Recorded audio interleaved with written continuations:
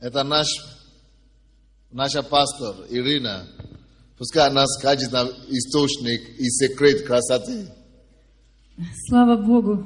Вы знаете, это действительно Божья благодать и Божья милость. И это Божье откровение. И я достаточно много времени была, на мой взгляд, полнее, чем я хотела бы. И как я ни старалась похудеть, ничего не происходило. Вы знаете, однажды мне Бог сказал: начни поститься по пятницам на воде. Пей только воду и больше ничего. И молись о том, чтобы я нормализовала обменные процессы в твоем организме, чтобы я сделала так, чтобы ты действительно стала выглядеть намного лучше. И я все время исповедовала стих о том, что я есть место владычества Бога. Вау! Я говорю: Господь, я есть место Твоего владычества. А где это написано? Это в Псалме, 102-й Псалом. Это последние стихи. Там говорится, что благословите Господа все ангелы Его, исполняющие волю Его, послушные Слову Его. Благословите Господа все дела Его во всех местах владычества Его. И вы знаете, я поняла, что вообще все может стать местом владычества, если только дать Богу место. И я сказала: Боже, я есть место Твоего владычества. Каждая моя клеточка – место Твоего владычества. Мои мысли – место Твоего владычества. Мой разум, мое сердце, моя душа, мой дух, мое тело – место Твоего владычества. И я говорю: самое главное, что Ты уже сделал, Ты победил дьявола. Это самое великое дело, которое Ты совершил. И сейчас просто все то, что еще несовершенно во мне, просто усоверши.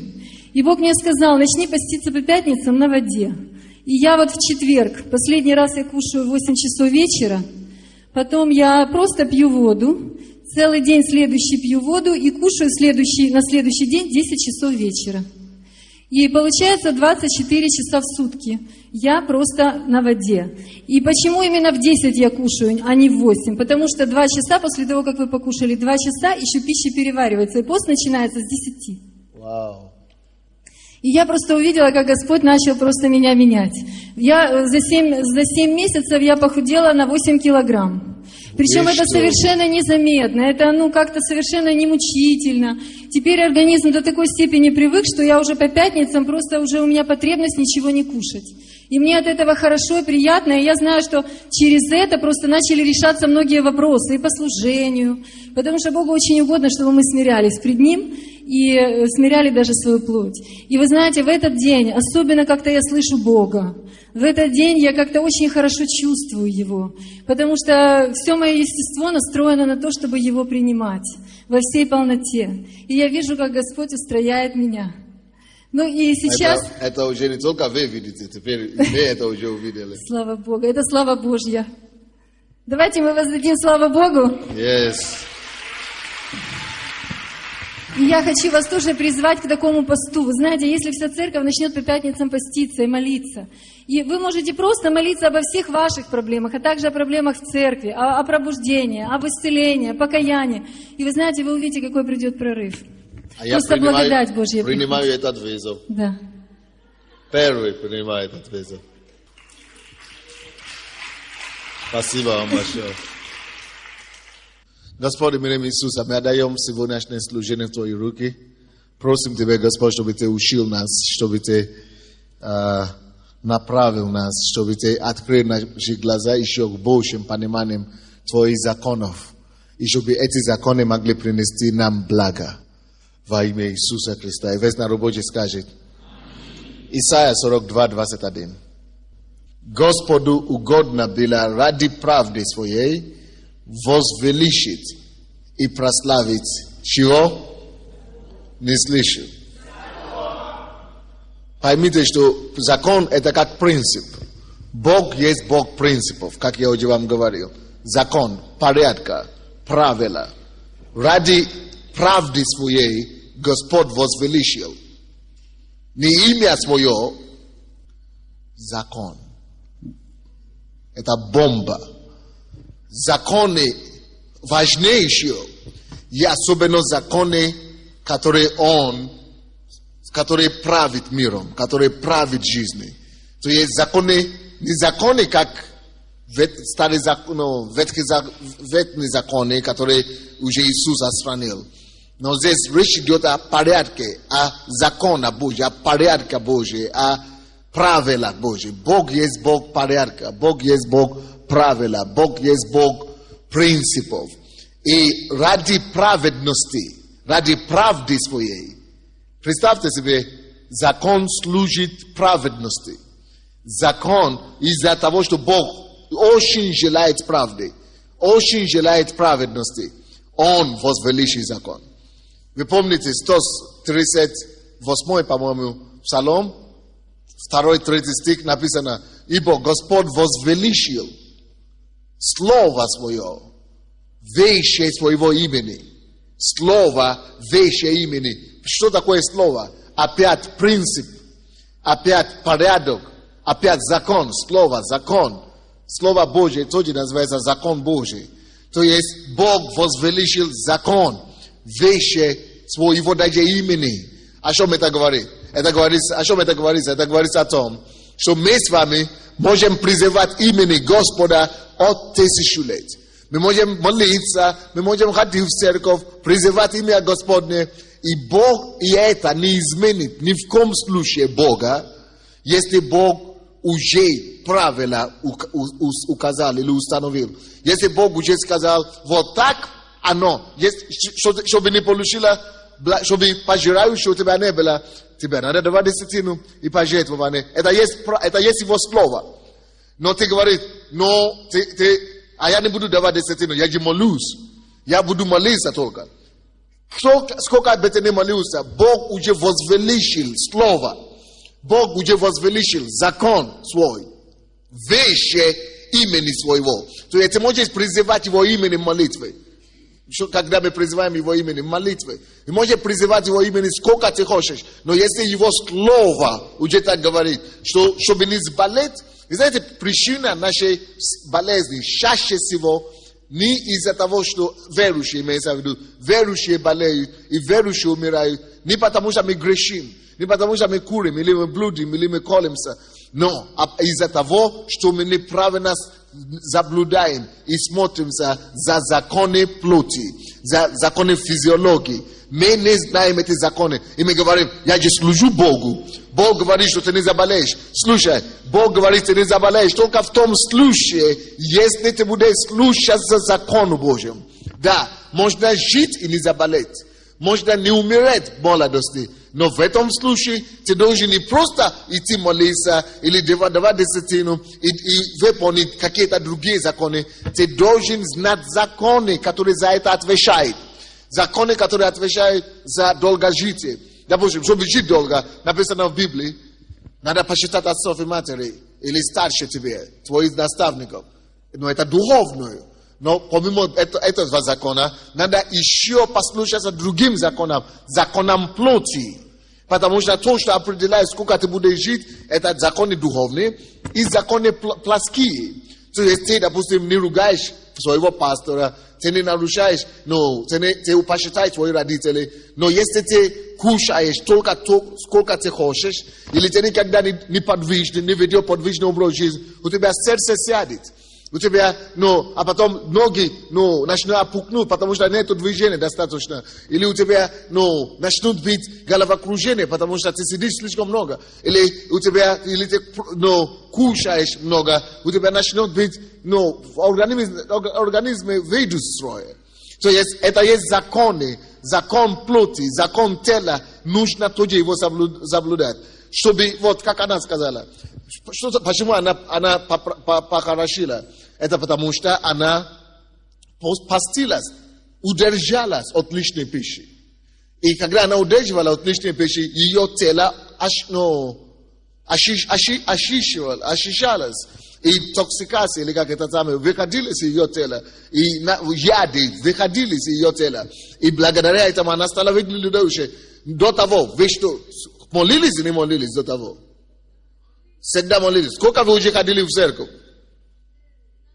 12 лет ходили в церковь все это время. Потому что сколько я вас знаю, я вас еще не видел, чтобы вы так хорошо выглядели. Я ее знал 10 лет тому назад, она выглядит сейчас лучше, моложе, чем тогда. Не потому что Бог не хотел ей дать хорошую фигуру и хороший вид в это время, а потому что она не знала закон. Она не заблудила этот закон, это правило. И когда она начала вот этот закон и это правило соблюсти, вот она выглядит лучше, чем 10 лет тому назад. Что это такое? Нам надо это все осознать, особенно мужчины. Мужики, самое главное, нам бы сало и все. Но нам надо быть осторожным в этом вопросе. Короче, Бог возвеличил закон. Это значит, что если Бог сказал, что так оно должно быть,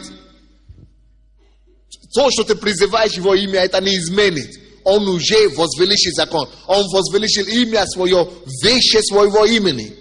Имя выше своего имени. Ты можешь призывать имени сколько ты хочешь, но закон, он возвеличил не имя выше имени, а слово выше имени. Закон выше имени. Не закон, а слово его. Закон Божий выше имени. Если он уже утвердил эти законы, надо их слушаться. Надо их слушаться. Какой из этих первых законов, которые я хочу, чтобы мы рассмотрели сегодня? Вы помните, я вам дал 7 направлений, 7 законов, категорий. Но сегодня я останавливался на какой? Я сказал, что сегодня, завтра буду рассматривать подробно именно один закон, который имеет непосредственное отношение к нам. Какой это закон мы хотим рассмотреть сегодня? Не общий. Общие законы мы дали вчера. Законы жизни. Это закон жизни или закон вселенной. То, что управляет нашими непосредственной жизнью. Итак, до того, как я вам начну этот закон раскрывать, хочу еще напомнить вам некоторые вещи, которые я уже говорил вчера. Почему нам нужно знать законы жизни? Какие законы управляют жизнью? Почему нужно это знать? Во-первых, потому что эти законы помогают нам понять, что жизнь предсказуема, жизнь можно предугадать. Наши с вами жизни, мы сможем их предугадать, мы сможем нашу с вами жизнь построить своими руками так, как мы хотим ее видеть. Никогда не верьте, это ложь, что кто-то уже решил вашу судьбу, Бог или сатана уже за вас решил, и не важно теперь, что вы будете делать, вы все равно будете только такой, какой вы должны быть. Неправда! Бог поэтому давал нам эти законы. Бог потому и дал нам эти все правила. И этим самым гарантирует нам, что если вы сможете только ходить по уставам моим, вам гарантируется то, что эти другие люди получили. Вам гарантируется то, что любое благо, которое есть под небом, вы можете его иметь, только если вы будете ходить и жить по этим же принципам. Допустим, если один человек когда-нибудь жил до 100 лет или до 80 лет, и он еще в здравии и в крепости, это значит, каждый сможет жить до 90 лет и еще быть в здравии. Только он должен что делать? Выяснить, по каким принципам и по каким законам, какие законы этот человек соблюдал. Законы плоти, законы физиологии. Если мы это выясним, и мы сможем дисциплинировать себя так же, и пойти по этим же законам, мы сможем жить столько же, сколько этот человек есть, только если какие-то исключения не будет. Если какие-то законы, аварии или что-то случится, но Бог уже нам сказал, что мы можем жить 70 лет, и мы можем жить 120 лет. Но чтобы так жить, надо соблюдать закон. И причем, вы помните, 80 лет Халев, или как его, Халев, он говорит, 80 лет я такой же сильный, крепкий, как и мне было 40 лет. Он знал какие-то законы. Поэтому Бог дает нам эти законы, чтобы мы могли следовать за этими законами, чтобы мы могли знать, что если мы все то, что Бог дает нам, все правила, все руководства, если мы будем формировать или направлять нашу жизнь таким же образом, что мы можем иметь результаты, которые кто-то уже имел. Если кто-то смог добиться какого-нибудь успеха, другой может его повторить. Proslove, że on wie jest jak etat zdjęła, to co on zdjęła. Jak on dobył się tego, co on dobył się. I ja mogę iść tym, że trapezą i przyjść k takiemu rezultatu. Okej? Законы Божьи, законы природы, законы жизни, они работают как наука работает. Наука, точная наука, математика, физика, с ними нельзя спорить. Почему? Потому что это факты. Вот почему ученых тяжело привести ученых к Богу. Они хотят факты, потому что они с наукой имеют дело. Они говорят, докажи мне. Они хотят 1 + 1 = 2. 4 + 4 = 8. Они хотят факты. Вот.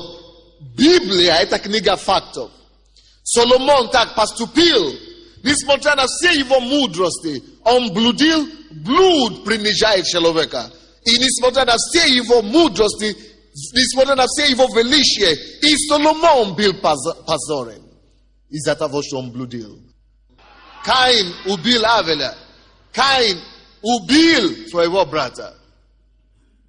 Ты не можешь убить человека и все равно продолжать наслаждаться жизнью.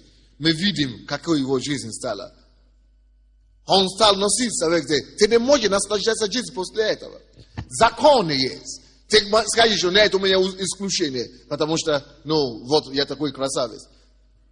Закон есть. Закон работает независимо от тебя. Библия есть книга законов в этом плане. Иисус, чем его отличие? Он не говорил, потому что я сын Божий, давайте я буду жить как хочу.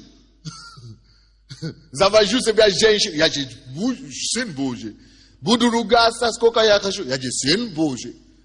Даже Иисус должен быть жить по этим правилам. Он хотел быть здоровым физически. Он постился. Он хочет иметь силу духовную. Он постился, чтобы это иметь. Он молился. Он читал Библию. То есть, если бы Иисус не читал, не занимался, он бы не смог преподавать никому. Хотя он сын Божий. Он пошел работать своими руками, потому что закон есть. Закон успеха. Нужно быть трудолюбивым. Нужно быть добросовестным. Чтобы успеть в жизни. Это закон успеха. То есть, несмотря на то, что он призван к чему-то другому, он сын Божий, все уже ему дано. Но пока ты на земле, земля вся установлена, поставлена под определенным законом. И эти законы, они взаимодействуют, взаимосвязаны. Если ты нарушаешь одно, ты нарушаешь тоже другое. То есть то, что ты выполняешь одно, не значит, что у тебя жизнь все будет хорошо. Ты должен знать другие, чтобы выполнять их. Почему я об этом все говорю? Потому что мы верующие, мы знаем определенные законы Божьи, но это в основном духовные законы.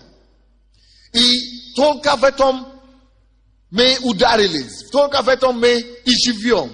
Но другие части, другие направления законов жизни, мы их не знаем.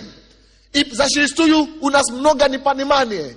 Почему так? Я хожу в церковь, я слушаю Божьи заповеди, и у меня все равно. И тут не ладится в семье, и тут не ладится финансы, и тут со здоровьем плохо. Со здоровьем будет плохо, сколько бы я не молился за вас. Со здоровьем будет плохо, пока вы не научитесь законы тела, законы плоти, пока вы не научитесь кушать, пока вы не научитесь удержаться от этого, пока вы не научитесь дышать этим другом, молиться, отдохнуть, заниматься, пока вы не будете знать, как заботиться о теле, придется мне молиться за вас каждый день. Чудеса есть, чудо есть. Но даже я, однажды, я пошел к человеку на массаж, сестра наша здесь. Мне сделали массаж, говорят, это неправильно у вас, это неправильно у вас. Вы должны вот так стоять, вы должны вот так ходить. Почему? Потому что она знает закон. Это.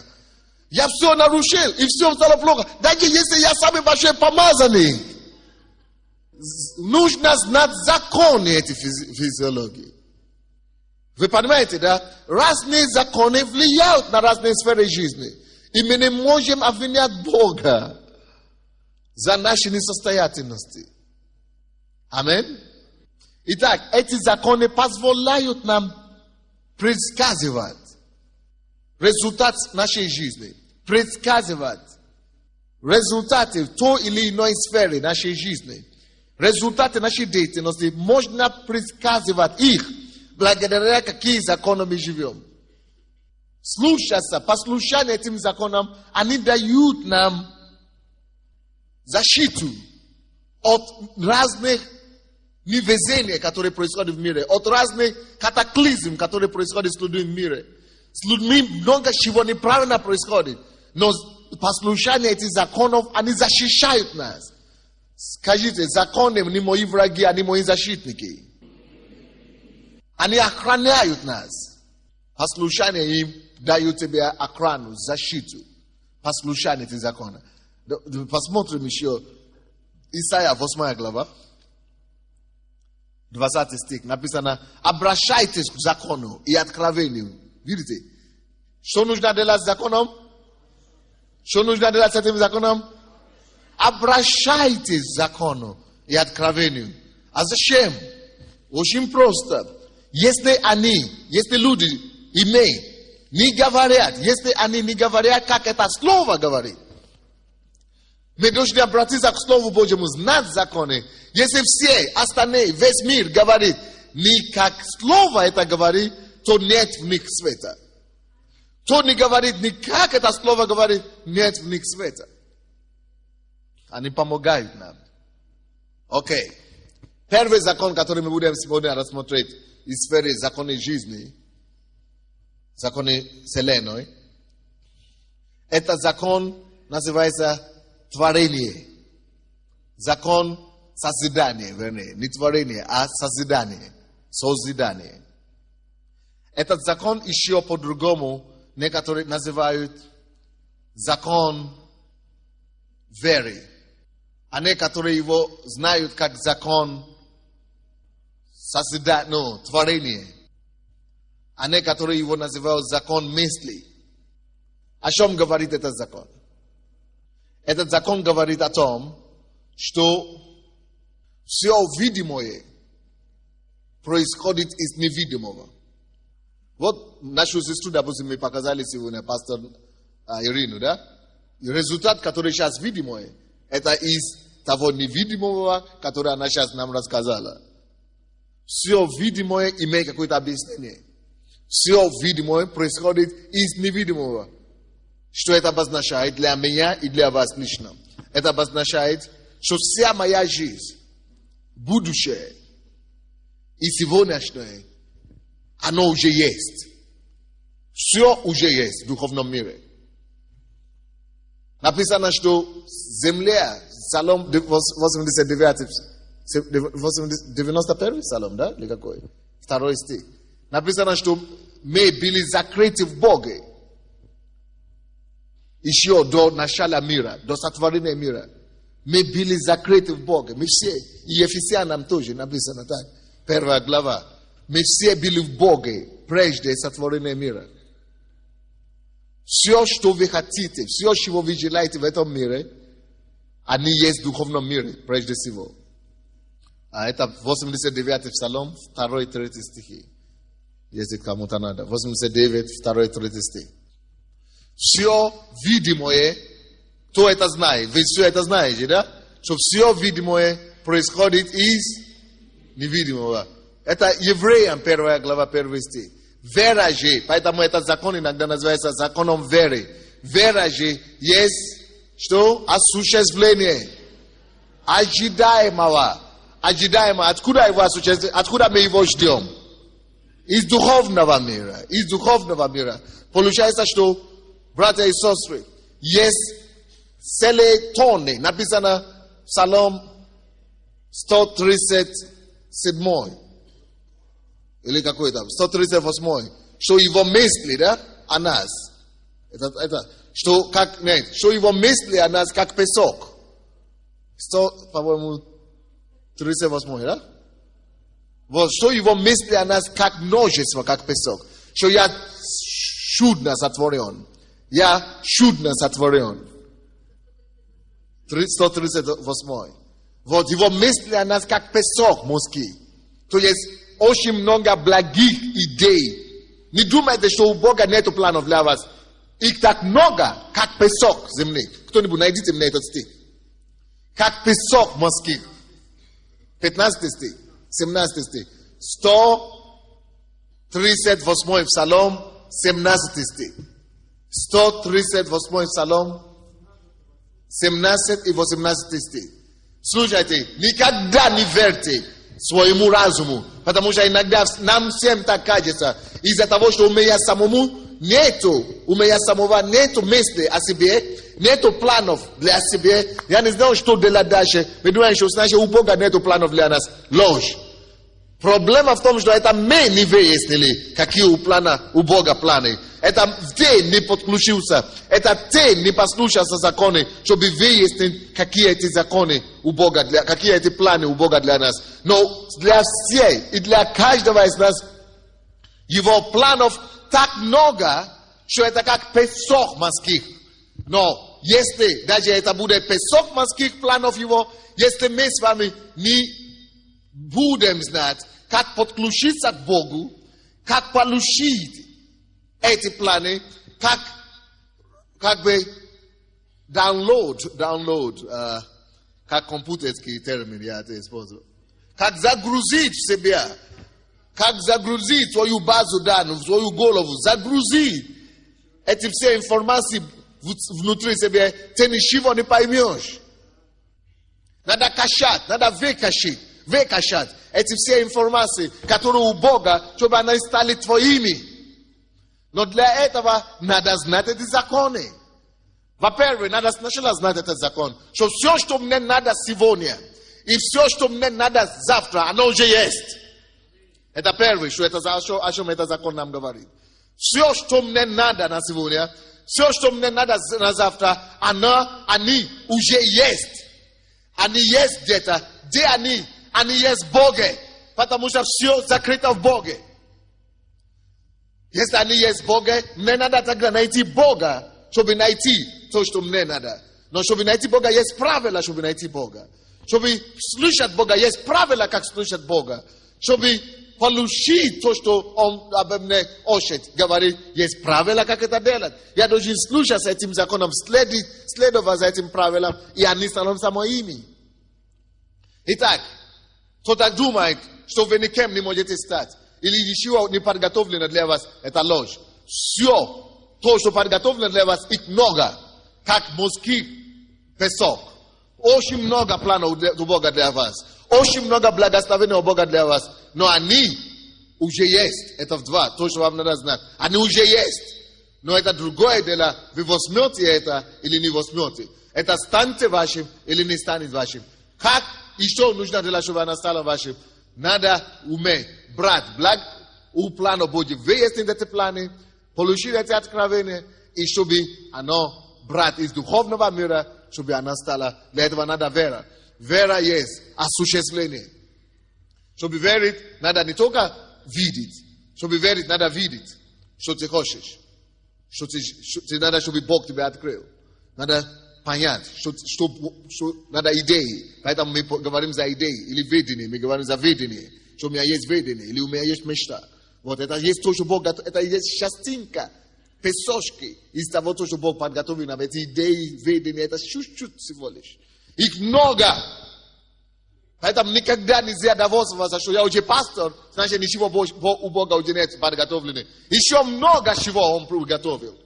Не надо довольствоваться, что я бизнесмен, и уже все, значит я уже достиг. Их песок. Надо находить время и возможность, чтобы находить их, то, что Бог приготовил для нас.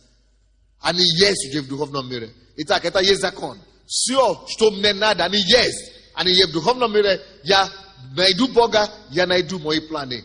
Я найду Бога, я могу выяснить у него мои планы. Я не буду говорить об этом все сейчас. Возьмите книгу «Мудрость». Мою книгу «Мудрость». И мою книгу «Как слышать голос Бога». Вы сможете понять, как понять эти планы Божьи, как принести их в свою жизнь. Так. О чем это закон еще нам говорит? Мы видим действие этого закона в Бытие, 1 глава, 1 по 4 стихи. Прежде чем Бог сотворил все, Бог знал, что Он хотел. Бог знал, что будет. Поэтому Бог просто не мог говорить, да будет свет, если у него нет представления, что такое свет. Он имел представление, что такое свет. Он знал, что такое деревья, поэтому он говорит, да будет деревья. Он знал, что такое земля, поэтому он говорит, да будет земля и почва. Он знал, что он хотел и что ему надо. Итак, вам нужно научиться нарисовать перед собой, получить рисунка от Господа о своей жизни, строить планы. Поэтому ведение, планы, они необходимы. Я эти все принципы учу здесь по четвергам также. Когда вы увидели свои планы, точно так Бог начал осуществлять его планы. Поэтому, когда вы видите, что в духовном мире есть планы Божьи для вас, вы можете начинать осуществлять их. Поэтому Бог начал говорить, да будет то, да будет то, да будет то. Как это называется? Он работал. Поэтому, чтобы осуществлять то, что мы хотим, из духовного мира в физический мир, нужно работать. Нужно трудиться. Нужно, конечно, трудиться в правильном направлении. Чтобы трудиться в правильном направлении, нужно получить знание. Знание, чтобы трудиться в правильном направлении. Чтобы не бить вокруг, только и около. Итак, если мы знаем, что все наши желания, все наши хотения, все наши мечты находятся где-то у Бога, находятся где-то в духовном мире, в руке Бога, значит, это уже легче. Тогда нужно просто найти поиск, начать поиск по Богу. Значит, надо просто путешествовать в Боге, ты найдешь их. Тогда легче его принести в действительности. 2 Коринфянам 4:18. Там написано видимое, ибо мы смотрим не на видимое, но на невидимое. Ибо все видимое, это что? Временно. Все, что это о чем речь идет, это значит, что все то, что вы уже достигли в вашей жизни сегодня, все то, что уже стало видимое, тише, слушайте меня, очень важно то, что я сейчас скажу. Все, что вы уже видите на сегодняшний день, все, чего вы уже достигли на сегодняшний день, это уже факт, это уже видимое. Все эти видимые, это уже не интересно. Уже не интересно. Если вы уже его сделали, оно уже видимое. Вы знаете то, что интересно? Почему написано, что мы не смотрим на невидимое, а мы на видимое? О чем это говорит нам? Это говорит о том, что если вы уже что-то сделали, если вы уже чего-то произвели, явили на свет, не тратите свое время уже на него. Найдите какие-то секретарей, менеджеров, помощники, чтобы они ухаживали за этим каждый день. А вы, написано, что мы смотрим на что? На то, что еще невидимое. Поэтому вы думаете, почему я делаю все эти дочерние церкви? И почему я центральную церковь передал? Почему я передаю эти церкви? Не потому, что я дурак. Потому что то, что я уже сделал, я могу это дать кому-то под попечение. Или могу дать это под контролем, под наблюдением кого-то, пускай они уже работают. Но я не интересно, или интереснее другие уже. То, чего еще нету. Потому что мы смотрим не на видимое. Видимое это уже прошедшее. Видимое, любой видимый результат это вчера. То же самое, когда мы открыли эту библейскую школу в Германии, 300 студентов в прошлом году, можно было сидеть и ездить, и учить. Но это уже вчера. Теперь, пастор Топе, пускай он теперь с этим разбирается. Теперь мы идем дальше. В Америку поехали, начали это самое. Раньше я ездил в Израиль, встретился с премьер-министром. На этот раз я уже ездил в парламенте, в Кнессете, уже выступал. Почему? Потому что это уже вчерашний день. Уже неинтересно. То, что ты уже построил сегодня, передай дальше. То, что уже есть результат, это уже ничего. О чем это речь идет? Это закон созидания, закон веры, закон творения. Это закон, который говорит о том, что есть больше, чем то, что ты имеешь сегодня. Почему он говорит о том, что мы не смотрим на видимое? Потому что есть больше в невидимом мире, в духовном мире, чем то, что мы сейчас видим. Поэтому нам нельзя зациклиться на видимое. Потому что есть больше. Скажите, есть больше. В духовном мире. Для меня. Чем все, чего я достиг до сих пор. Есть больше. Для меня. Чем всего, чего я вижу на сегодняшний день. Когда в этой книге мудрости, можно об этом читать в книге мудрости моей, я говорю, как сделать из невидимого, как принести, там есть в этой книге мудрости, как принести из невидимого мира ответ на физическое проявление. И там есть разные пункты, которые я давал. И один из этих пунктов, это начинать молиться на иных языках. И начинать призывать невидимое, то, что ты еще не знаешь. Когда ты молишься на иных языках, Бог дает тебе понять, о чем ты молишься. Когда ты молишься на иных языках, начинай думать головой. И головой у тебя картины какие-то начинают появляться. И ты начинаешь мечтать. Ты начинаешь думать. Ты начинаешь видеть горизонт много чего. И это есть то, что Бог хочет, чтобы ты теперь начал принести в действие. Вы понимаете меня или нет? Но можно взять эту книгу, мудрость, и его почитать, и там понять больше. Но сам факт, почему мы не смотрим на видимое? Мы не смотрим на видимое, потому что видимое это вчера. Если мы уже это сделали, это вчерашний день. Что нужно, чем нужно жить? Нужно жить верой. Что такое вера? Вера это осуществление невидимого. То есть мы делаем себя занятым. Мы занимаемся плотным образом. Мы занятым плотно занимаемся тем невидимым, который мы должны принести видимое. Поэтому написано, что праведный чем будет жить? Верою будет жить. Что значит верою? Это значит, что он постоянно видит и представляет себя невидимое. Он постоянно видит невидимое, которое никто не видит, которое у него еще нет. И он этим занимается, на это концентрирует внимание. Он видит чего-то, которое никто больше не видит. Он живет этим. Если вы праведны, вы будете именно так жить. Вы будете жить не то, что есть у вас на сегодняшний день. Вы будете жить не то, что у вас уже есть, или то, что вы уже делаете. Вы будете жить теми вещами, которые никому еще не известны. Те вещи, которые еще 10 лет впереди, 20 лет вперед, 5 лет вперед, 25 лет вперед. Вы будете это видеть. И уже сейчас начинаете закладывать камни, закладывать основания, чтобы то, чего никто еще не видел, чтобы это стало действительностью в вашей жизни. Вот это то, что имеется в виду, когда говорится о том, что мы смотрим, мы верующие, мы это то, мы праведники. Праведники верою жить будут. Мы смотрим как праведники, только на невидимое. Мы работаем как праведники, только над невидимым. Мы как праведники не успокаиваемся на то, что на достигнутом. Как праведники мы ориентируемся совсем на другое. Мы ориентируемся на невидимое. И мы по вере осуществляем ожидаемого. Осуществляем не то, что сегодня есть. Это называется менеджмент. Но мы осуществляем ожидаемого. То, чего мы еще ждем, то, что еще нет, то, что еще будет, мы уже его осуществляем сегодня. Кто-нибудь слушает меня или нет? Я сегодня получил письмо от одного человека, который говорит: слушайте, я был у вас в июле в церкви, я вас слышал, он пастор тоже, и я приехал в сентябре, и опять вас слышал, и я понял, что за вас нельзя гнаться. За вами нельзя гнаться. Потому что вы постоянно двигаетесь вперед. Вы постоянно о чем-то. Вы знаете, почему это так? Если вы даже ходите в центральную церковь, приходите каждый день, уже другая церковь. Почему? Я уже пошел дальше. Потому что облако славы, оно не стоит на месте. Оно двигается вперед. Аллилуйя. Потому что Бог есть Бог движения.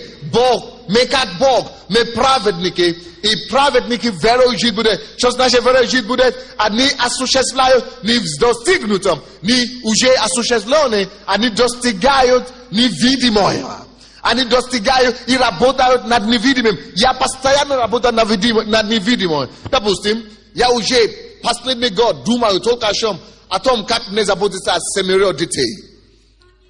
Я думаю, как усыновить 4 детей. И я уже думаю о плане для них. А за моих я уже давно закончил планы для моих.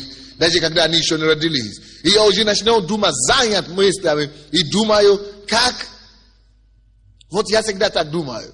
И очень часто люди думают, что из-за того, что я думаю вперед, я не вижу настоящее. Не, я вижу настоящее, только я его уже обработал до того, как это настоящее пришел. И я уже пошел дальше, я уже обрабатывал то настоящее, которое еще нету, которое но завтра станет настоящим. Кто-нибудь слушает меня или нет? Это есть закон созидания. Если вы сможете вот так жить, у вас будет успешная жизнь. Потому что вы всегда что-то новое приносите на свет. Вы всегда из духовного мира что-то приносите. Вы всегда двигаетесь вперед. У вас не будет остановки в жизни. Если вас уволили с работы, слава Богу, у вас миллион идей. Аллилуйя. Если у вас какой-то бизнес рухнул, слава Богу, у вас еще десятки других идей. Неважно, если вас выгнали как пастор, вы больше не пастор, или ваша церковь разбежалась, слава Богу, у вас еще десятки стремлений, которые у вас внутри. То есть вы не стоите на месте. Я не знаю, как вам говорить это, но вы должны производить постоянно. Представьте себе, у него планы для вас как песок морских. И вы сидите бездельничаете, и вы сидите бездельником. Это оскорбление для Бога. Не знаю, что-нибудь понятно или нет. Итак, у тебя есть больше потенциала, намного, чем то, что ты сейчас видишь в твоей жизни, чем то, что у тебя есть, чем то, что ты имеешь. Они есть в Боге. Они есть в духовном мире. Иди за Богом. Найди и начни осуществлять их. Следующий закон. Это закон reproduction. Воспроизведение. Reproduction. Как это по-русски сказать лучше? Воспроизведение. Воспроизводство. Закон воспроизводства. Не знаю, я объясню, может быть, дойдет. Закон воспроизводства. Бытие, 1 глава, 21-25 стихи. Слушайте, если у кого-то будет Библия там и микрофон, помогите мне лучше его считать. Бытие 1, 21 по 25. Вы все это знаете, но надо считать. «И сотворил Бог рыб больших и всякую душу животных пресмыкающихся, которых произвела вода, породу их, и всякую птицу пернатую, породу ее. И увидел Бог, что это хорошо. И благословил их Бог, говоря: плодитесь и размножайтесь, и наполняйте воды в морях, и птицы да размножаются на земле». И был, и был вечер, и было утро, день 5. И сказал Бог: да произведет земля душу живую, породу ее, скотов и гадов. Воспроизведение, да? Или как говорим? Воспроизводство или воспроизведение? Воспроизведение. Скотов и гадов, и зверей земных, породу их. И стало так. И создал Бог зверей земных, породу их, и скот, породу его, и всех гадов земных, породу их. И увидел Бог, что это хорошо. О чем это закон говорит? Это закон воспроизводства, воспроизводства, также называется законом умножения. Это также называется законом потенциала. О чем этот закон говорит? Этот закон говорит о том, что всякая вещь под небом, которую Господь сотворил и создает, имея внутри себя силу воспроизведения самого себя. Или как это сказать лучше? Всякую вещь, которая имеет жизнь, которую Господь создал, содержит в себе, содерживая в себе силу самопроизводства, самовоспроизводить себя, самопроизводство. Или саморазмножение. Допустим, здесь написано, что Господь создал рыб больших, морских, и сказал им, чтобы они производили породу своему. Это не значит, что Бог создал, допустим, дайте мне какое-нибудь название рыбы. Салон какой-нибудь. ну, который мы кушаем обычно. Съемка.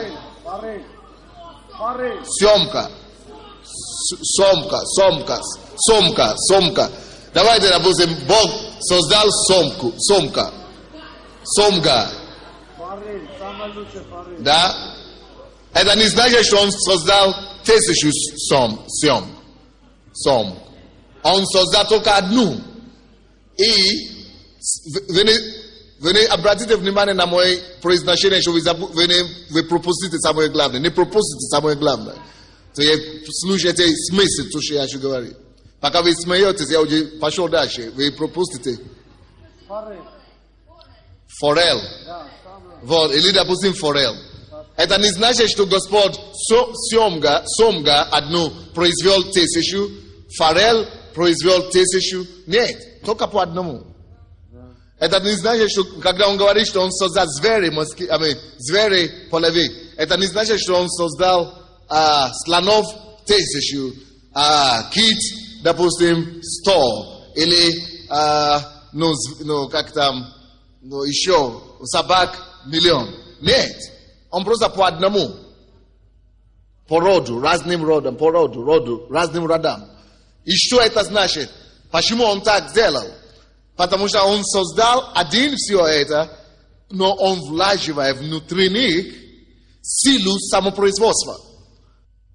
Это есть принцип, это есть закон такой. О чем нам этот закон говорит? Это значит, говорит нам о том, что если мы что-то имеем, даже если это малое или большое, или одно, мы не должны никогда расстраиваться.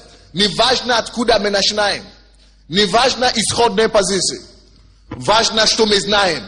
Мы знаем, что все то, что Бог дает нам, все то, что Бог дает нам, содержит в себе силу зрева, силу размножения, силу самопроизведения, силу распространения, силу миллионы. То есть мы не расстраиваемся, откуда мы начинаем. Поэтому Иисус пришел и говорит своим ученикам: не расстраивайтесь, малое стадо. Потому что это воля Отца вашего. Если вы малое стадо, не расстраивайся из-за этого, что ты малое стадо. Это ничего страшного. Потому что не важно, ни с чего ты начинаешь. Не начало важно, а важно, чтобы ты понял, что все, что у тебя есть, имеет потенциал, имеет возможность размножаться и стать намного больше. Только надо понять этот закон, надо знать этот закон, и надо по этим законам развивать то, что у тебя есть. Понятно или нет? Поэтому Иисус говорил, что даже Царство Божие, хотя Царство Божие, Бог заинтересован, чтобы Царство Божие распространилось быстро на земле. Но даже Царство Божие, Бог не мог нарушить этот закон. Бог начал Царство Божие с малого. И это еще одно, что этот закон говорит. Этот закон говорит, что все начинается с малого. Это есть закон такой. Если ты это не понимаешь, и вы хотите сразу все иметь большое, вы создаете себе неприятности.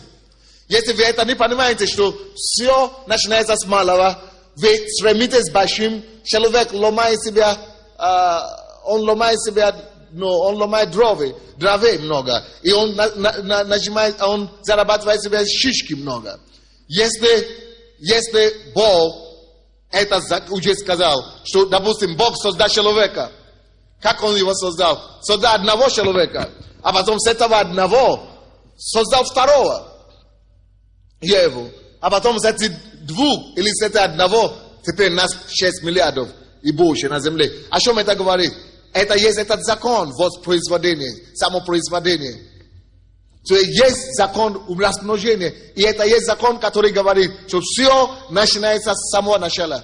Если вы нарушаете этот закон, это значит, что вы алчный человек. Вы человек, который, корыстный человек. Вы человек, который, как это называется слово? Я ищу. Не эгоистичный. Вы хотите все много иметь сразу. У вас нет корыстолюбия, вот. О таких людях написано в 1 Тимофея, 6 глава. Если вы не знаете этот закон, значит вы будете жадный человек, алчный человек, человек, который стремится к богатству. И не только материальным богатством, но стяжатель. 6 глава Тимофея, 1 Тимофея. С 9 стиха давайте будем читать. А желающие обогащаться впадают в искушение и в сеть. Что имеется в виду? Это люди, которые хотят сразу все иметь.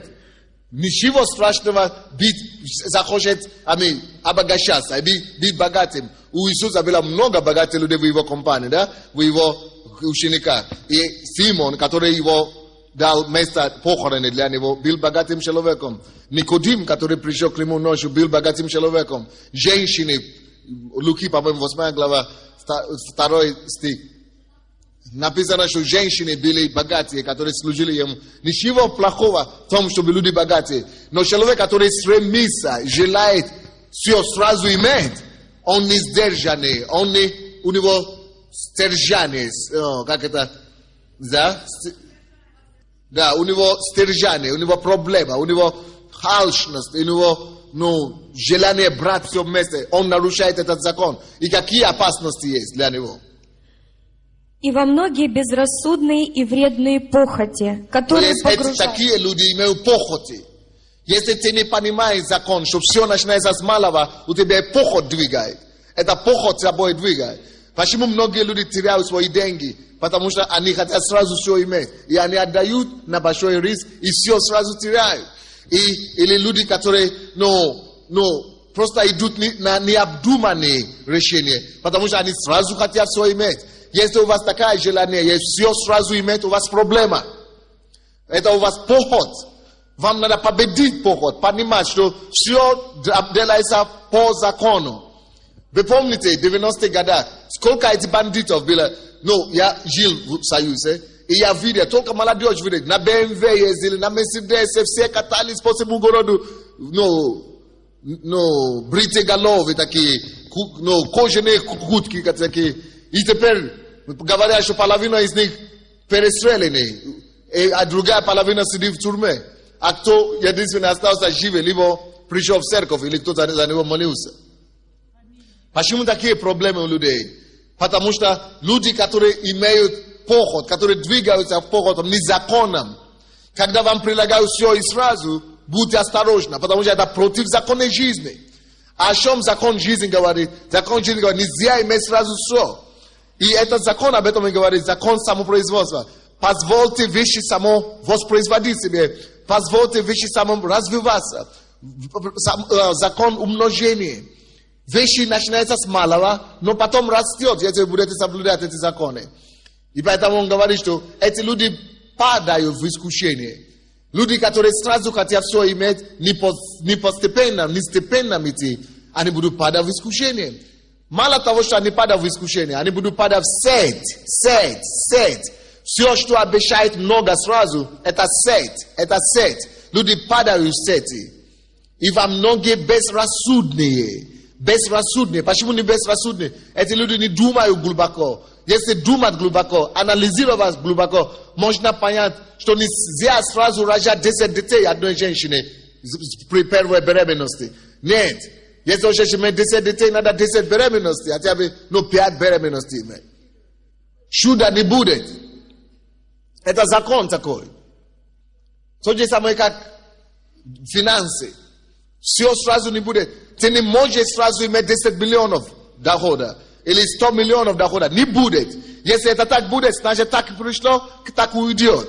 Или оно тебя еще убьет. Потому что это сеть. Надо начинать потихонечку, по-малому. А так ты упадешь в эти безрассудные и вредные похоти, которые погружают людей в бедствие и пагубу. Вот к чему приводит непослушание закону производства, как вы сказали, воспроизводства и размножения. О чем этот закон говорит? Этот закон говорит, что в каждом семени, в каждой вещи, что имеет жизнь в себе, Бог заложил, Создатель заложил способность и силу самопроизводиться и саморазмножаться. Но только при условии, что его посеют. Это семя нужно посеять. Всякое семя имеет в себе способность саморазмножаться, самопроизводство. Но эта семя нужна что? Не слышу. Надо его посеять. То есть надо послушать за законом. Если это семя, ты только положишь у себя на стол, или у себя в кровати, или у тебя в стуле дома, или в диване дома, это не произрастет, этот закон не будет работать. О чем речь идет? Если нам даны таланты, каждый талант, который ты имеешь, способен дать тебе состояние. Каждая способность, которую тебе Бог дал, она способна дать тебе любое имущество, любое богатство, о чем ты только мечтаешь. Всякая способность, что Бог тебе дал, она содержит в себе всю славу, которая только есть у кого-либо. Тебе не надо никого завидовать. У тебя уже есть эти способности. У тебя уже есть эти таланты, которые содержат в себе все необходимое, чтобы ты состоялся финансово, чтобы ты состоялся как способности, чтобы ты имел славу, чтобы ты имел... Это способно может быть умение что-то делать. Или это просто характер ваш. Или это порядочность. Или это самое, или это способно говорить. Или... Но, чтобы она могла вам достать все эти славы, все эти благословения, нужно его запустить в производство. Нужно его развить, эту способность. Нужно, чтобы посеять это семя, нужно пойти в поле. Надо убрать сначала траву. Надо почву выкопать. Надо потом посадить его. Надо потом воду налить на него. То есть так же и в жизни. Любая способность, которая у вас есть, она есть там. Но если вы не будете его развить, если вы не будете его обнаруживать, если вы не будете его взращивать, если вы не будете его лелеять и поднимать его, ничего не будет. Столько людей пропадают из-за того, что они не понимают, что все уже заложено в них. Мы все будем очень разочарованы, когда мы увидимся с Богом. Бог на 90% из нас, Он просто наедет, Он просто обидится очень серьезно. Он нас просто не захочет видеть вообще. Потому что мы пропадали, не только мы сами пропали на земле, мы выбросили все то, что Он вложил в нас. Потому что мы эгоцентричны. Мы только думали о себе. Вместо того, чтобы думать, как максимализировать, как осуществлять, как развить и как принести максимум славу тому, кто дал нам то, что мы имеем. Многие из нас, все масса способностей, которые у нас есть, мы просто тратим их в суе. Мы даже не верим в себя некоторые. Это обидно. Потому что Бог это все уже закладывал в нас. Это закон воспроизведения, воспроизводства. Закон воспроизводства работает в каждом человеке. И люди, которые достигли чего-то сегодня, только потому что они послушались этим законам. Итак, все. Бог, этот закон тоже говорит о том, что никто все сразу не получит. Как бы Бог вас не любил, Он тебе сразу все не даст. Он дает каждому немножко. Как семя. Одно дерево, и сейчас все дерево везде. Один человек, и теперь все, много людей везде. Бог сразу тебе сразу не даст. Либо это откровение, Он тебе сразу все не даст. Он тебе до конца сразу не откроет. Если Он тебя призывает быть апостолом, Он тебе может это сказать, но Он тебя сразу подробности не раскроет. Почему? Он ждет, чтобы ты сам развивал это. Чтобы ты сам искал, чтобы ты там раскопал. Бог сразу ничего, Он сразу все не даст. Он даст только малого. Однако, каждую способность, которую Бог дает нам, о чем этот закон еще говорит? Этот закон говорит о том, что все, что Бог нам дает, имеет способность размножаться на 30 крат. 60 крат и 100 крат. Поэтому Иисус приводил этот пример как семя. Но мы очень часто это используем в отношении финансов. Но кто из вас знает, что эти притчи о семени, о семени, которые Иисус говорит, Он вообще за деньги там не говорил. Он просто говорит за принцип сам. Это Он говорит нам за принцип самопроизведения. Что если ты пойдешь, посеешь, и посеешь хорошую землю, или посеешь плохую землю, ты посеешь это самое. Он просто говорит о том, как нам надо прилагать усилия и находить те способности, которые у нас есть, и воспроизводить их, чтобы они могли, потому что каждый из них имеет потенциал 100 раз, 30 раз, 60 раз дать нам. Понятно или нет? Есть некоторые вещи, которые влияют на закон воспроизводства. Во-первых, ты должен сеять. Во-вторых, ты должен найти хорошие условия, хорошую почву. Почва влияет. Обработал ли или обработаешь ли ты почву или нет, влияет. Качество почвы влияет на твой результат. Вера того человека, кто сеет, тоже влияет на результат. И способность полагаться на Бога, потому что Бог взращивает. 1 Коринфянам 3:6. Первый закон, помните, говорит о том, что все уже у нас с вами есть. Оно есть в Боге. Верой мы должны осуществлять их. Второй закон говорит о том, что все есть, но они есть в семени, в формах семена, форма семя. Маленькие способности, маленькие дары, маленькие какие-то это самое, но все есть в нас. И все, что маленькое, что Бог вложил в нас, это рассчитано на то, чтобы она размножалась, чтобы она воспроизводила себя, чтобы она стала намного больше, чем мы сейчас имеем его. Следующее. Семя приходит. Благословение или семя приходит к нам в виде идей, в виде мыслей, в виде цели и в виде любой живой или способности какие-то. Итак, все, что у вас на сегодняшний день, можно увеличивать, можно размножать. Еще раз говорю, все, что вы имеете на сегодняшний день, можно размножать. Если вы пастор, вы имеете 10 человек в своей церкви, вы имеете слишком много.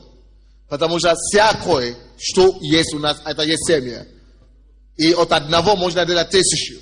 Если у вас 10 человек, это слишком много. Все, что у вас есть на сегодняшний день, можно размножать.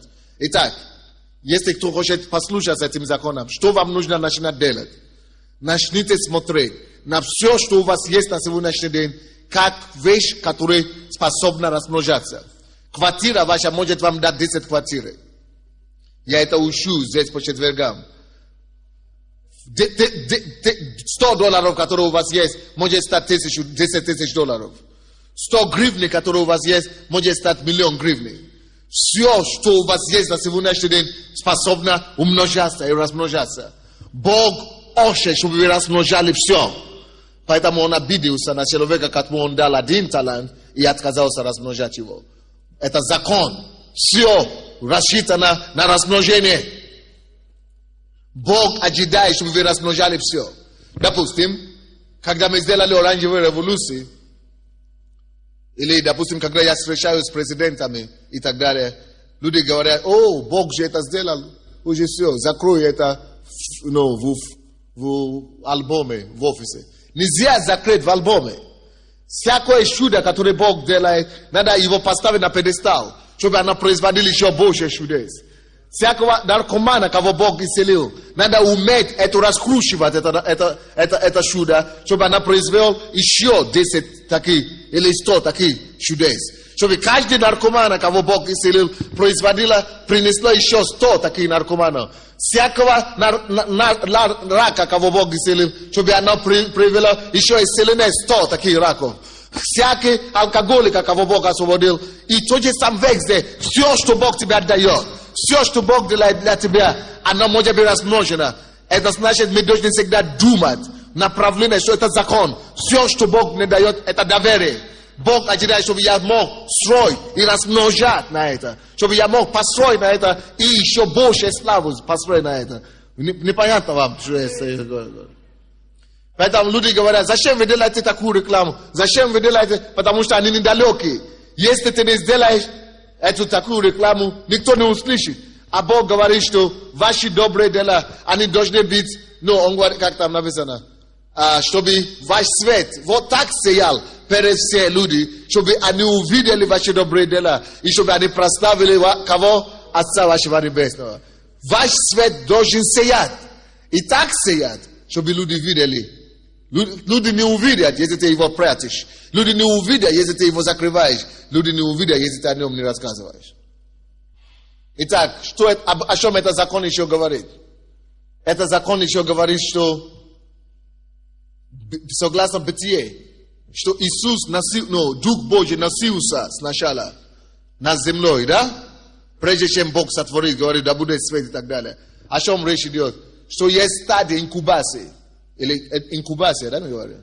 Должна быть стадия на каждое семя, которое Бог дает вам, прежде чем это семя станет дерево, прежде чем это семя станет плод, прежде чем это семя вырастет, должна быть стадия инкубации. Период инкубации. Период инкубации, период. Когда вы, только вы посеяли это семя в почву, никто его не видит, и в итоге не видите сразу, росток, не видите росток, не видите ничего. Но вы знаете, что это семя там. Если вы будете его поливать, если вы будете ухаживать за него, если вы будете, защищать его, то она потом растет. О чем речь идет? Не ждите чудес. Чудеса бывают, но чудеса бывают, правила Бога. То есть не ждите ненормальные вещи. Не думайте, что я ничего не буду делать, я буду все иметь. Это ложь. И это лукавство. Не ждите чудес, когда можно слушаться закону. Не ждите чудес, когда можно просто делать все, как принято. Не ждите, что Бог за вас будет думать, когда Бог вам уже дал голову думать. Не ждите, что я посеял сегодня, завтра она должна расти. Нет. Должен быть инкубационный период. Есть время ожидания для всего. Если вы делаете бизнес, будет период, когда ничего не выходит первое. Это время инкубации. Если вы посеяли деньги или инвестировали деньги, будет период времени, когда нужно ждать, чтобы эти деньги работали и заработали больше. Не позвольте, чтобы ашность вас загубила. И это приведет вас только больше проблем. Инкубационный период должен быть. Вот о чем этот закон тоже говорит. И больше всего Бог требует от нас, чтобы все, что Он дает нам, чтобы мы их размножали. Следующий закон. Третий закон, который я хочу вам дать сегодня. Это закон, который называется закон The Law of the Opposite. The Law of the Opposite. Можно это поставить, назвать закон две стороны, обратной стороны. Вот так. Закон обратной стороны. Медали, да. Закон, вот так лучше сделали. Закон обратной стороны медали. Это закон еще, некоторые называют закон параллеля. Или параллели, да? Параллели или параллеля? Параллели. Закон параллели. Или закон объективности. О чем здесь речь идет? Речь идет, этот закон говорит о том, что всякую вещь, которую вы видите, что есть другая сторона медали. На всякую вещь, которую вы видите. Нету таких жестких решений, что все плохо или все хорошо. Или это плохо и все. Есть другая сторона медали во всей ситуации жизни. То есть, любая история имеет вторая сторона. Любая действительность – это твоя действительность. Может быть, для него это совсем другая действительность. Поэтому, когда конфликты происходят между людьми, нельзя, поэтому написано, что кто слышит одну сторону и судит, тот неразумный. Почему? Потому что любая история, любая вещь, всегда нужно смотреть вторую сторону его. Поэтому нельзя никогда спешить. Вы слышали, как я много раз говорил о презумпции невиновности, да? Презумпции невиновности. О чем это говорится? Никогда не приди к выводу. Никогда не сделай вывод о человеке, пока ты не послушаешь его сторону. Никогда не приходи к выводу только потому, что ты один факт имеешь. Есть другой факт. На все события жизни есть две стороны. От любого медаля две стороны. Нельзя судить медаль только по одной стороне. О чем речь идет? Не имеет значения, насколько плохое, любая ситуация, можно видеть его с другой стороны, можно видеть доброе в любой плохой. Если вы потеряли своего ребенка, есть какое-то доброе, есть какая-то другая история там, которая вам неизвестна. Если ваш муж ушел от вас, есть какое-то доброе там. Есть другая сторона этого медаля, которая вам неизвестна. Если кто-то умер, есть другая положительная история. Есть другая сторона этой истории. Непонятно вам? Это тоже обозначает, что этот закон тоже говорит о том, что все то, что случается с нами в нашей жизни, это неоднозначно. Нельзя принять и нельзя взять однозначную сторону и однозначное решение, позицию. Допустим, если со мной случилось что-то плохое, я могу говорить, что слава Богу, что я жив, я еще остался жив. Если, что бы ни случилось в вашей жизни плохое, научитесь, это закон говорит, научитесь видеть положительное, которое это же дело содержит в себе. Есть другая сторона всякой истории. Это закон говорит о том, что нельзя делать вывод о другом человеке. Не суди и не будь судим. Пока ты не послушаешь, почему этот человек делает то, что он делает, ты не можешь прийти к выводу. Не суди. Любой факт имеет другой свою сторону. Этот закон говорит о том, что все, что с нами происходит, мы не должны быстро хвататься за вещи. Даже если хорошие предложения приходят к вам, хорошие вещи приходят к вам, или случается, надо смотреть с другой стороны и смотреть критично. Этот закон тоже об этом говорит, надо смотреть критично на все. Если что-то приходит к вам, допустим, кто-то решил, вам подарил $10 000, вам надо подумать, почему он это делает, что он преследует. Если кто-то вам предлагает какой-то контракт выгодный, вы должны думать и посмотреть другую сторону медаля. Все, что происходит с нами, нужно всегда анализировать, о чем это речь идет. Если вы не будете анализировать, вы будете приходить к скороспешным решениям, скороспешным решениям, которые не дают вам анализ ситуации полной, из-за этого вы не можете оценку правильно ставить. Нужно всегда анализировать вещи. Нужно всегда копаться в вещах, чтобы получить максимум эффекта с него. Притчи 18:13. И это закон тоже, поэтому называется закон объективности. Это тот закон, который использовал Соломон. Помните, когда одна женщина прибегала и говорила, что мой ребенок, ее ребенок умер, а мой ребенок собрала. А он говорит, давай я послушаю вторую женщину. Когда послушал вторую женщину, решил, благодаря этого он мог принять правильное решение. Считайте. Кто дает ответ, не выслушав, тот глуп, и стыд ему. Вот. Кто дает ответ, не выслушав другую сторону, он глуп. Следующее, можно считать Бытие 2:9. Но до того, как это считать, хочу говорить еще, о чем этот закон говорит. Это закон говорит не просто о том, что есть две стороны любого медаля. Это закон также говорит о том, что эти две стороны, они противоположные. Две стороны противоположные. И эти противоположные стороны абсолютно равные. Имеют равное право на существование. И со своей позиции они одинаковые правы. И имеют право на существование. На существование. Это говорит о праве дуэла. Не дуэль, а плурализм. Что есть другую сторону всякой истории. Да, читайте.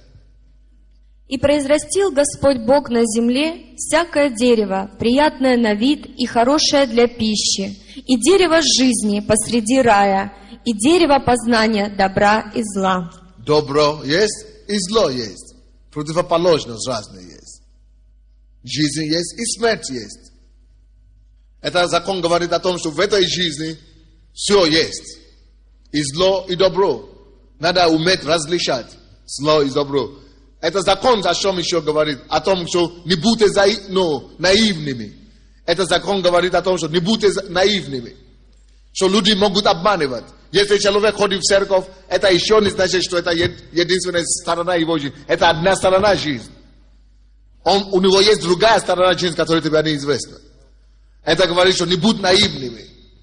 Анализируй ситуацию, прежде чем делать выводы. Если тебе кто-то скажет, что он тебя любит, это еще не все. Может быть, он любит тебя, потому что он что-то хочет от тебя. Не будь наивным. Этот закон говорит о том, что анализируй вторую сторону истории, вторую сторону медали, прежде чем бросаться на что-то. Не будьте наивными. Понятно или нет? Исследуй все. Этот закон также говорит о том, что имейте факты. Позвольте, чтобы факты осудили ситуацию. Позвольте, чтобы факты рассудили между людьми. Позвольте, чтобы факты сделали ваши выводы для вас, а не вы с историей одной стороны, которую вы слышали. Пусть факты с другой стороны позволяют вам придет консенсус. Этот закон говорит о консенсусе. О том, что к консенсусу нельзя приходить без двух сторон. Этот закон говорит о том, что нельзя решение принимать, не анализировав две стороны. Всякое дело в жизни есть две стороны. Всякое дело есть две стороны. Всякое дело есть две стороны. Всякое дело есть две стороны. Теперь я приглашаю, у нас еще 10 минут до конца. Я приглашаю люди вперед. Давайте повторим эти законы. Если вы уже знаете, о чем вы будете свидетельствовать, но практически, чтобы подтвердило какой-то из этих законов. Если вы хотите свидетельствовать об этом, о чем-нибудь, подойдите, пожалуйста. Мне нужны истории. Может быть, даже вы не хотите, но вы помните истории, которые подтверждают какой-то из этих законов. Бегом сюда ко мне. Первый закон, какой мы говорили сегодня? Закон чего? Созидание. Закон творения. Закон созидания. О чем это говорит? Ой-ой-ой-ой. Уже забили? Тоже свидетельство по закону производения, созидания. Это значит, что все Бог создал, чтобы размножаться. Да? Или это второе, да? Из невидимого мира. Из невидимого. Бог создал все из невидимого. Второе. Воспроизводство. Кто хочет говорить за невидимого мира? Кто хочет говорить за воспроизводство и размножение? И кто хочет говорить за двух сторон всякой медали?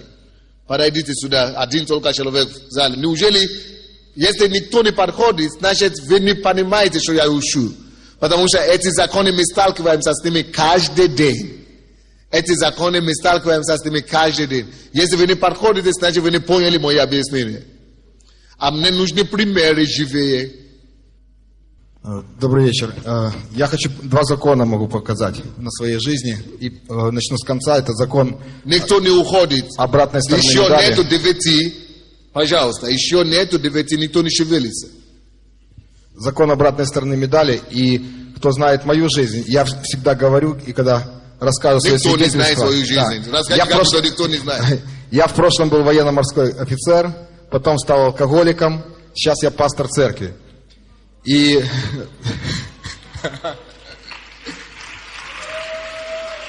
когда я свидетельствую о том, когда в периоде жизни, когда я был алкоголиком, я всегда говорю: слава Богу, что я был алкоголиком. Потому что то, что я был алкоголиком, это одна сторона медали. Есть две стороны медали. Совершенно верно. С конца, да? Да. Потому что это одна сторона медали, плохая сторона. Когда было плохо маме, которая жила со мной, которая принесла развод в мою семью, которая меня чуть не убила, это одна сторона медали. Но вторая сторона медали: если бы я не был алкоголиком, я никогда к Богу не пришел. Потому что я был очень успешным человеком, мне Бог был не нужен. И я таким успешным шел в ад. Но когда это правда. Но когда я пришел к Богу, то вот вторая сторона медали. Через меня спаслась вся моя семья. У меня в Киеве только 26 родственников. Они все спаслись, они все покаялись. И... Слушайте, но если бы я не был алкоголиком, этого бы не было. Я сейчас пастор церкви, через меня спасается много людей, открываю реабилитационные центры, езжу и так далее. Это все вторая сторона того плохого. Оказалось, что вторая сторона намного лучше, чем и больше. Это один закон. пример, Да. один И закон. второй я хотел бы сказать по поводу из видимого-невидимого. Никто не двигается в зале, пожалуйста. Что, вы знаете, когда я был офицером, и это вот это видимое, это то, что очень многим нам мешает. И когда меня уволили из вооруженных сил, ну, я сам ушел, но практически уволили, уже за пьянство. Как это закон называется? Видимого, невидимого. Созидание. Воспроизводство. Нет, Созидание, да. Созидание. Вот. То, вы знаете, как очень плохо, что мы цепляемся за видимое. Вот пастор говорил, что если видимое уже есть, оставь его и двигайся дальше. Оно уже есть, его не надо культивировать.